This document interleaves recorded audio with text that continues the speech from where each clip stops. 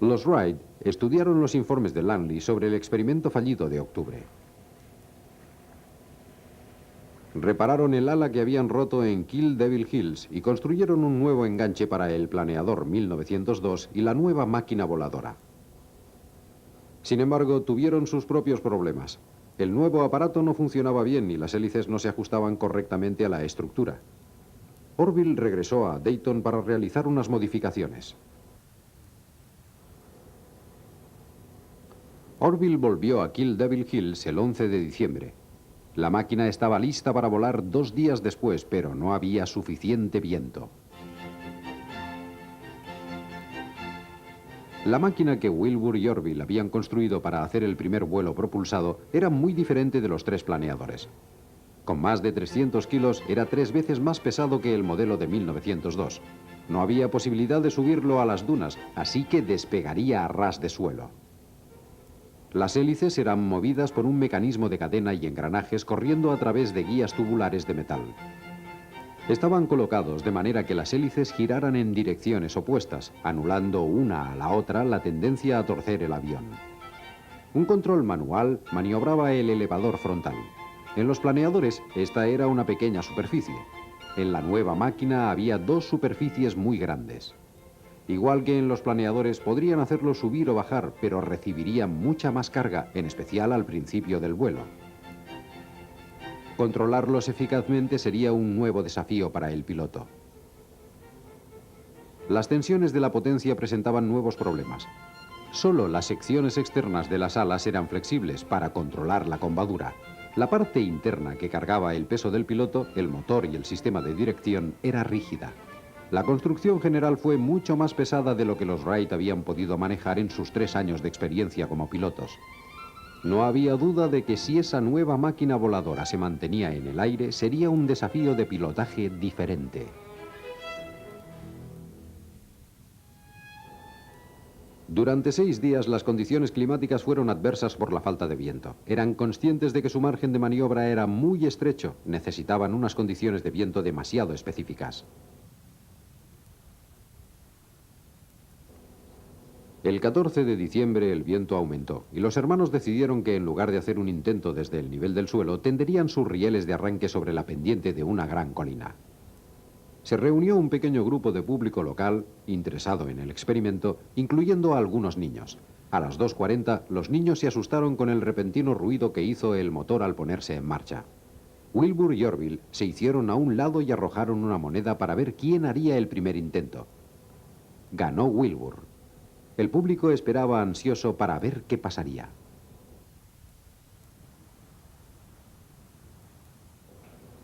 Así es en la actualidad Grand Kill Devil Hill, cubierta de vegetación para mantener la arena compactada. Justo encima del pie de la colina fue donde se realizó el primer intento de vuelo propulsado de los Wright. Varias cosas salieron mal. La línea que aseguraba la máquina no se soltó. Después, Orville no pudo mantenerla firme sobre los rieles, picó de morro inesperadamente y cayó a tierra después de cubrir unos 20 metros. Wilbur no resultó herido. Se quedó quieto unos segundos y luego apagó el motor. Los patines delanteros habían golpeado fuertemente en el suelo y se dañó uno de los soportes de los elevadores. Las reparaciones se terminaron el 16 de diciembre. Los hermanos Wright decidieron intentarlo otra vez al día siguiente, a nivel del suelo y cerca del campamento. El clima aquel jueves 17 de diciembre por la mañana era frío, nublado y gris. El viento era constante a 44 kilómetros por hora desde el noroeste, con ráfagas de 55 a 60. La temperatura del aire aquí, en este banco de arena, era de 0 grados, con un factor de viento frío que se acercaba a los 15 grados bajo cero. Afortunadamente no conocían este factor y no sabían el frío que estaba haciendo.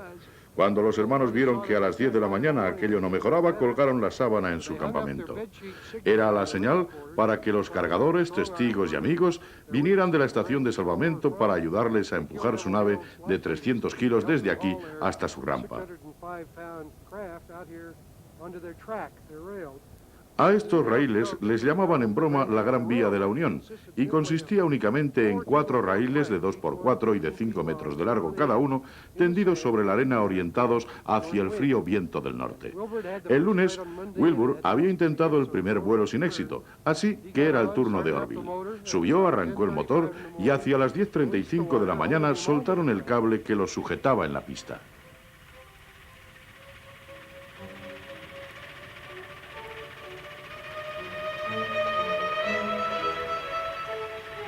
El vuelo solo duró 12 segundos y la distancia recorrida fue de solo 40 metros.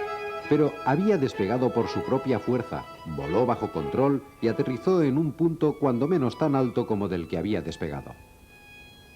Los Wright habían colocado una cámara fotográfica con instrucciones para que un curioso John T. Daniels oprimiera el disparador si el avión despegaba del suelo. El resultado fue la fotografía más importante en la historia de la aviación.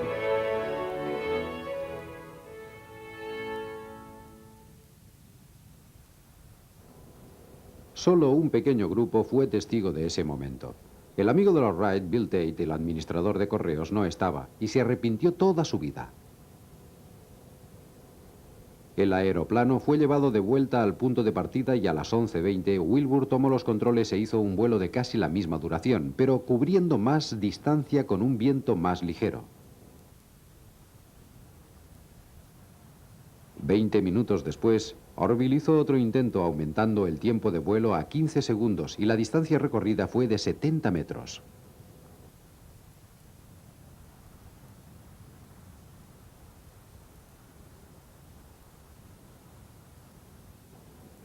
Era casi mediodía y Wilbur subió.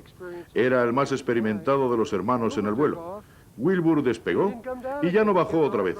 Siguió por encima de la arena volando por el aire un total de 59 segundos. Y aterrizó allá en el punto número 4, a 284 metros del punto donde despegó.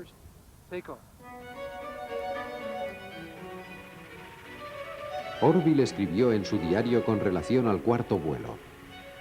La máquina despegó con sus subidas y bajadas como lo había hecho antes.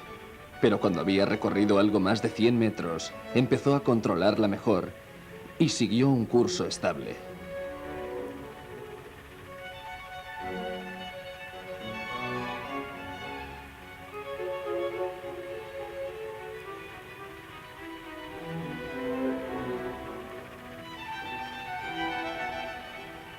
Se mantuvo así hasta que llegó a un pequeño montículo a unos 250 metros del punto de partida. Entonces empezó a oscilar de nuevo y de repente se precipitó al suelo.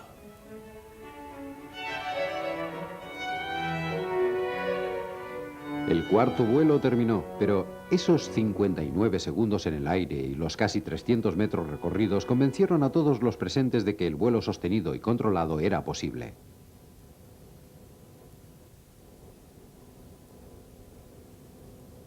El aterrizaje había dañado al aeroplano ligeramente. La estructura del timón frontal estaba destrozada, pero la estructura principal no sufrió daños. Después del cuarto vuelo, el más largo, los hermanos trajeron su nave de vuelta al hangar. El plan de trabajo de la tarde estaba claro. Después de comer, repararían las piezas rotas y llenarían el tanque de gasolina. Cabían casi 2 litros. Uno de los hermanos iba a despegar otra vez y a volar los 6 kilómetros que le separaban de Kitty Hawken. Saludaría a sus amigos los Tate y a todos los demás en el suelo y les diría que su cometa científica voladora había sido todo un éxito. Pero no fue así. Una repentina ráfaga de viento golpeó la máquina y la empezó a sacudir. Todas las patas del motor se rompieron, las cadenas guía se doblaron y muchas de las costillas de arriba y casi todas las traseras también se rompieron. Los hermanos embalaron su máquina rota y regresaron a Dayton. Llegaron, para dicha del obispo y de Catherine, a tiempo para celebrar la Navidad. Fue una Navidad especial. Wilbur y Orville sabían que sus vidas habían cambiado para siempre. El negocio de bicicletas quedaba atrás para ellos. Charlie Taylor podía atenderlo por sí solo. Ahora la misión de los hermanos Wright era construir y pilotar un aeroplano muy práctico. Habían llegado más lejos que Lilienthal y que Langley y que Chanute, y lo habían hecho en solo 5 años.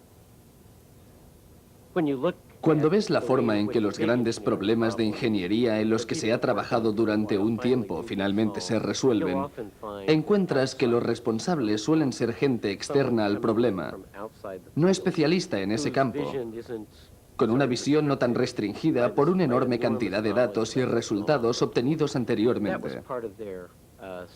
Este, creo, fue parte de su secreto. Entraron en el momento perfecto entre 1896 y 1898. Pudieron sentarse y escoger entre toda la información escrita que ya existía. Tenían la capacidad innata para separar el trigo de la paja. Podían leer todos aquellos escritos y extraer lo que era realmente importante, qué no lo era, en qué podían confiar y en qué no.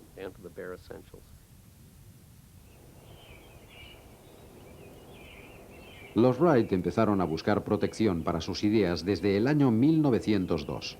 Wilbur consultó a un abogado de patentes, el cual le aconsejó que contase lo menos posible acerca de su invento.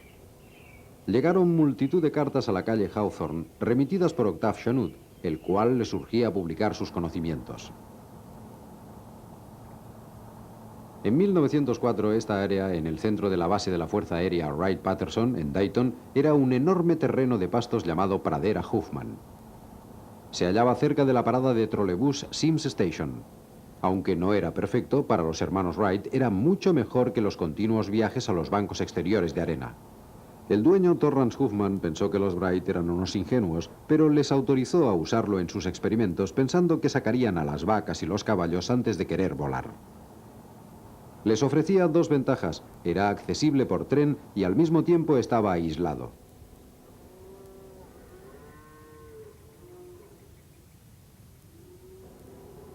Wilbur y Orville cortaron la hierba y construyeron una cabaña. En ella armaron el aeroplano 1904.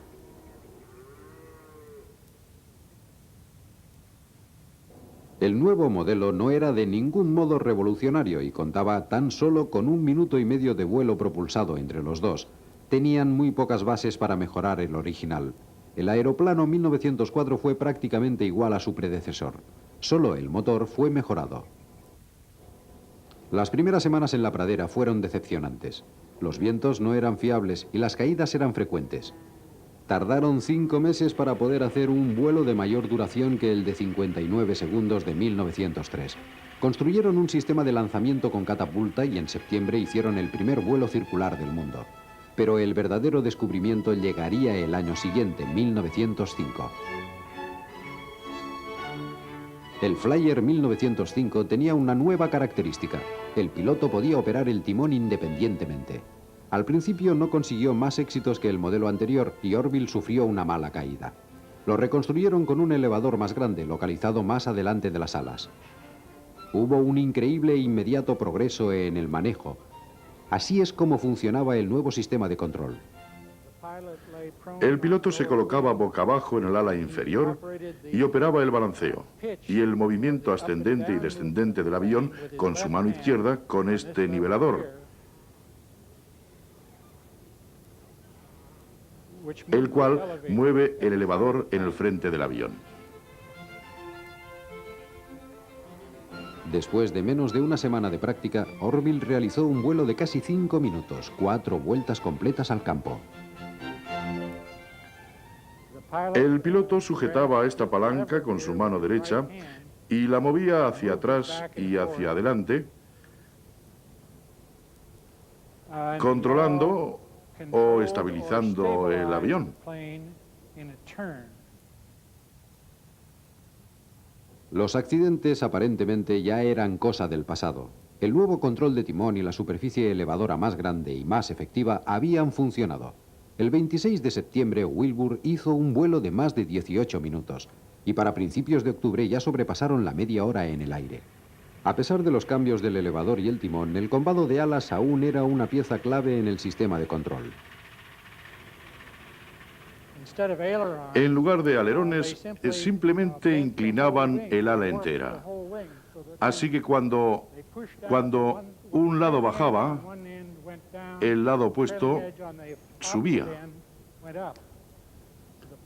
El piloto realizaba esta operación tendido en el avión, moviendo su cadera de lado a lado, apoyado en un soporte.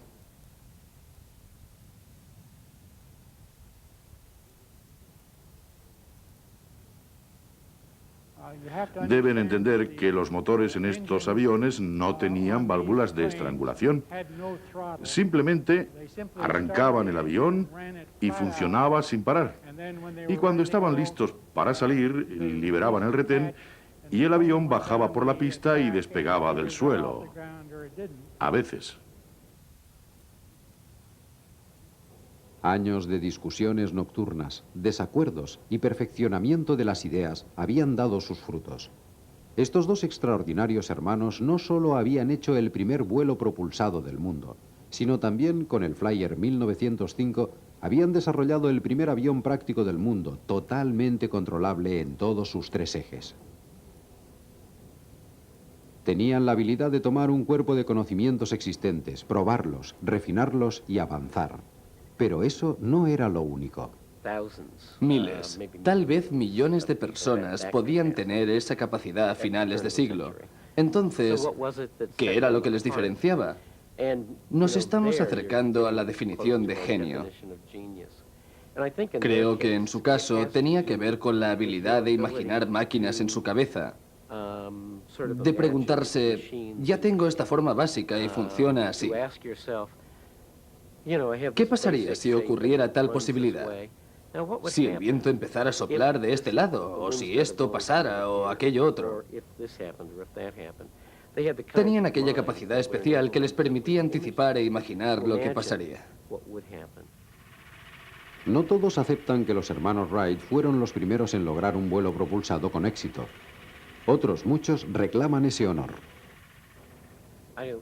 Creo que eso nunca estará muerto y enterrado. Es como preguntarse si Lizzie Borden dejó entrar o no a sus padres, o si Ricardo III realmente mató a la princesa. Es una de esas preguntas que fascina a la gente. Y como muchas otras preguntas históricas, cuando se intenta llegar al fondo de la cuestión hay ciertas cosas que no se pueden probar. Sin embargo, lo que sí es cierto es que aquellos que han estudiado las evidencias de otros que reclaman para sí el primer vuelo, que dicen haber volado antes que los Wright, opinan que esas evidencias no se sostienen. Wilbur y Orville Wright son los padres reconocidos del vuelo propulsado. La gran colina de Kill Devil acoge un impresionante monumento dedicado a sus logros.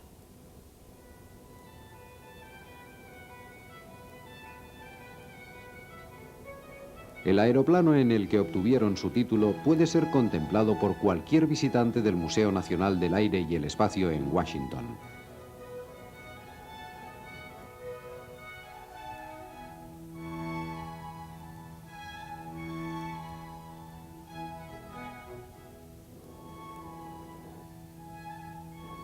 Un completo registro fotográfico documenta su hazaña, pero para los hermanos Wright y para Orville en particular, hubo una larga batalla para lograr ese reconocimiento.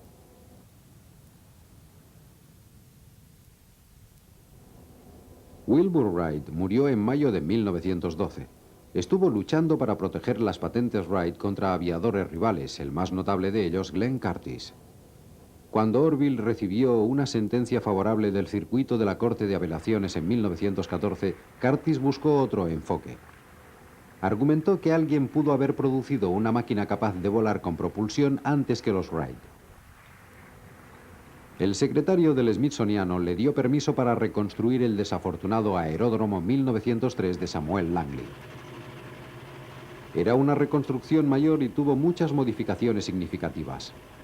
Pero el 14 de mayo de 1914, Curtiss lo hizo volar 50 metros y se hicieron más vuelos con un motor más moderno.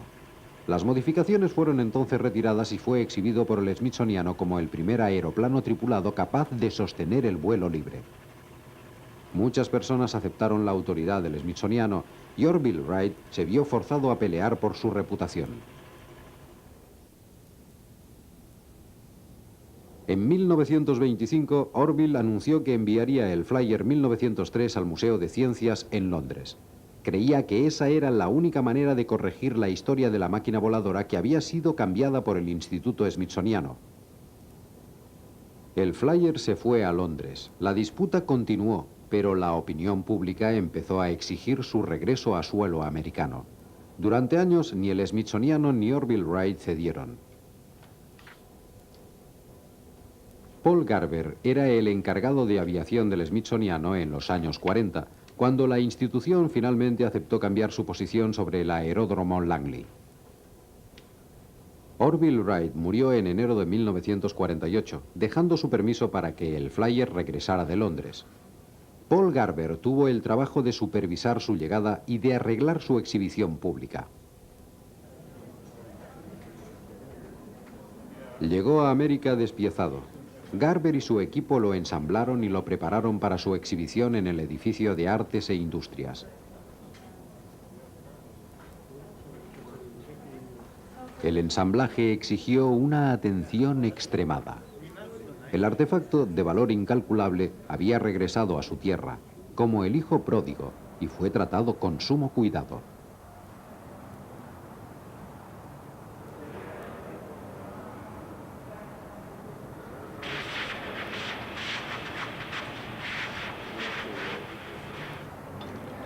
El espíritu de St. Louis tuvo que hacerle lugar al Flyer recién llegado. Charles Lindbergh no puso objeción alguna y Paul Garber mostró su deleite al ver que el Flyer encontraba por fin su lugar.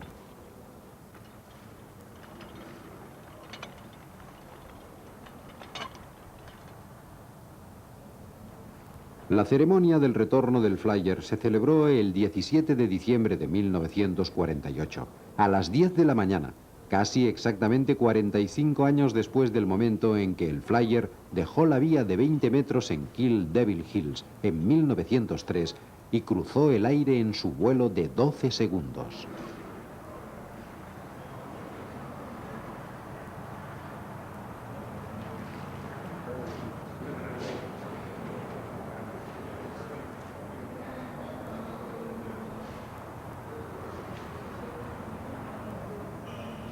Paul Garber celebró la exhibición sujetando el patín de aterrizaje una vez más. El Flyer estaba listo para ser mostrado a América. Cuando en julio de 1976 se inauguró el nuevo edificio del Museo del Aire y el Espacio, al Flyer le reservaron la posición más destacada en la galería de acontecimientos importantes del vuelo. Desde entonces ha sido visitado por millones de americanos y visitantes de todo el mundo que vienen al museo cada año. El Smithsoniano y el Flyer Wright han hecho las paces definitivamente.